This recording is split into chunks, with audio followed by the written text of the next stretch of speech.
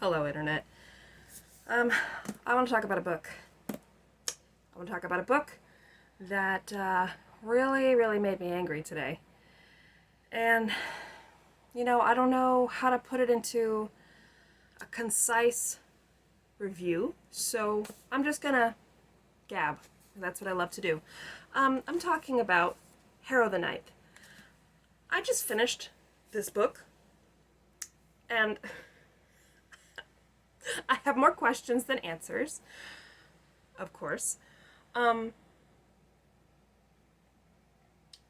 does one describe a book that freaking trolled you for 500 pages?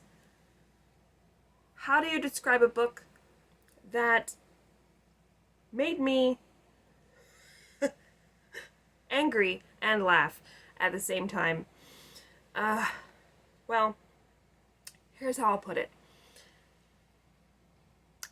I personally, I don't like being taken for a ride. Like, I don't like it when people or things are trying to actively trick me. They tell me one thing and then they end up being something else.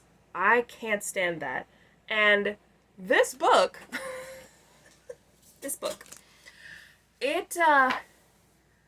I got on, started reading the book, got on this roller coaster. I, started going up the hump. Okay. And then immediately went down for a loop-de-loop, another loop-de-loop, kept loop-de-looping, and then we stopped for a little while. We got off, smelled the roses, had some coffee, took a pee break, got back on the roller coaster, did some more loop-de-loops, more and more loop-de-loops. At one point, we got to stop while we're on the ride and watch a video of fan fiction of these characters just doing other random stuff. Then the ride continued, we loop-de-looped, I got off and realized the entire time I was actually on a Ferris wheel. That's the best way I can describe this book. Because I don't even know what happened. And I feel like everyone who reads this book doesn't know what happened. Alright, so now, as a caveat, I will probably get into some spoilers because I really don't think I can talk about this book without them. So if you don't want spoilers, go away. Goodbye. Are you gone? Good. Okay, what? So basically it turns out that we're reading this book. There's two different timelines. And one timeline is after the events of Gideon the Ninth. And there's no questions answered about where is Gideon. You just meet Ianthe.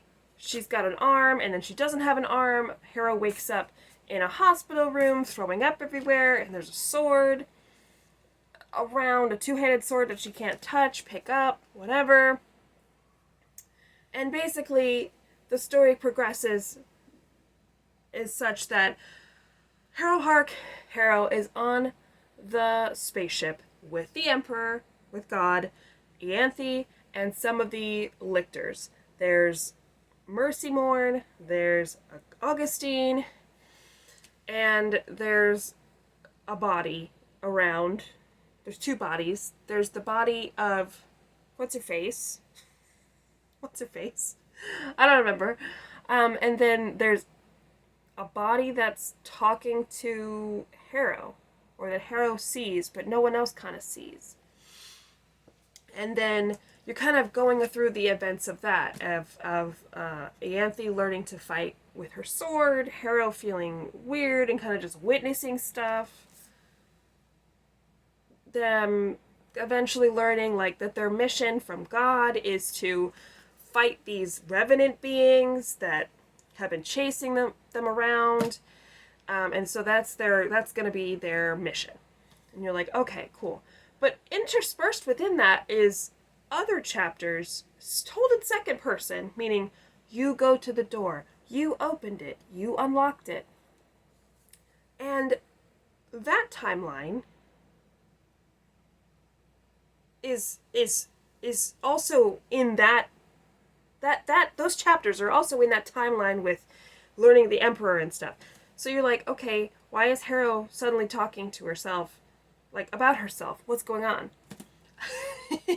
And then there's also chapters that are retellings essentially of the events of Gideon the Ninth, but instead of Gideon being Harrow's cavalier, it's Ortis.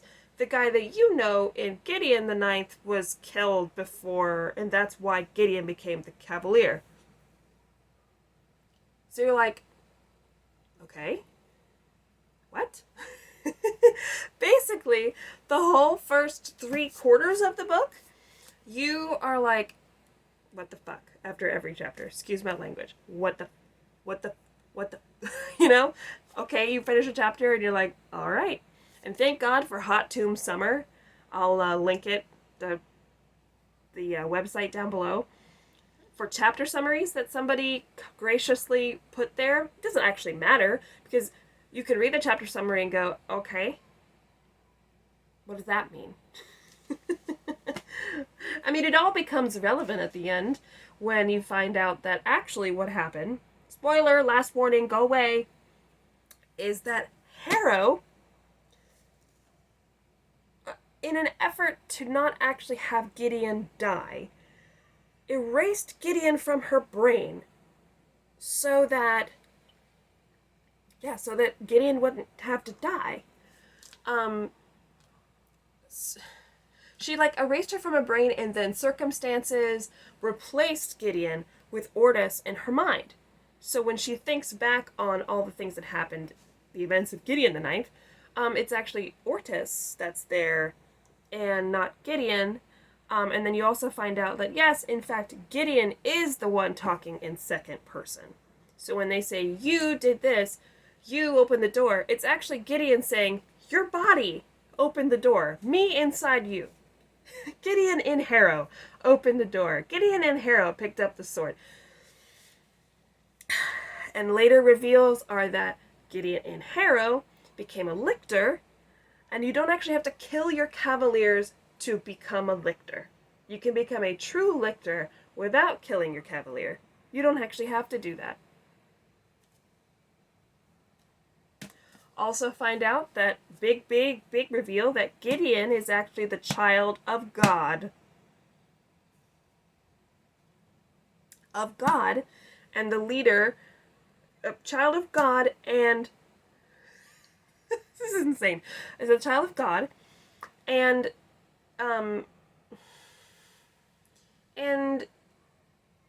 A.L., who's Annabelle, who's Alecto, but not really her it's like people inside people's bodies, essentially. So Gideon's mom is actually the leader of this other group called the something. I just read this book. Let me find it. The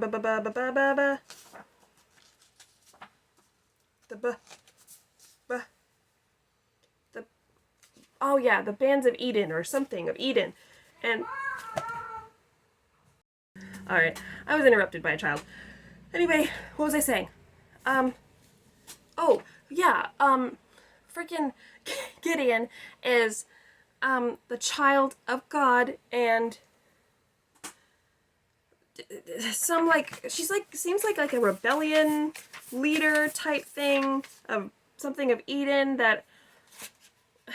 And you find out, and then you find out too that God killed a bunch of people to create, to not have to kill Annabelle, Alecto, the person in the locked tomb, put her in the locked tomb. Harrow was able to get into the locked tomb when she was 10 years old because she had just had a fight with Gideon and still had some of Gideon's skin under her fingernails, and because there's blood wards from the Emperor God that makes the tomb not be able to open, Harrow was able to get in there. And at the very end, Augustine is trying to kill everybody, And by sending him into this black hole type thing with a mouth and teeth and stuff, and tentacles and tongues. And Ianthe saves the Emperor last minute. Harrow and Gideon together in one body are like sent back to the locked tomb, and then Harrow in Gideon in Harrow takes a nap in the locked tomb next to a porn magazine. Saying all that out loud makes it even crazier. That's what happens in this book. It's like Harrow didn't want Gideon to die, so she like put her in a box and put her in the back of her brain and like left her there. Gideon is the Emperor's child. And the reason why Gideon was made was because Gideon was made by two of the lictors, Mercy Morn and Augustine. He was with the purpose of opening the locked tomb, I think, to kill Alecto, that's in the locked tomb. Because they knew that they needed his genetic material to get into. Yo. I hate this book. I hate this book. It made me angry. It made me confused. It made me feel like one of those monkeys that's just scratching their head like, heh? It made me laugh. I mean, as want to do, especially all of Gideon's parts. Like, Gideon is hilarious. Harrow is really sad. And I mean, ultimately, it's like you have to trust the process. You have to trust the process here. And I know that when I read Nona, which I'm going to read Nona, I know that I'm going to be taken for another ride. And yet I hate being taken for a ride, and yet I have to read that book. And Alecto when it comes out. Now, I've heard that that Nona is 98% just useless information.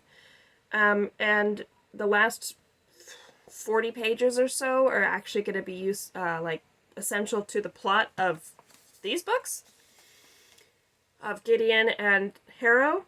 But also I'm assuming that Alecto, whenever it comes out, will retcon or recontextualize things that happened in Nona. So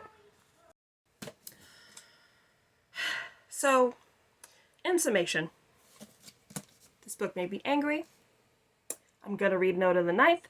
Can't wait for Alecto already. And I'm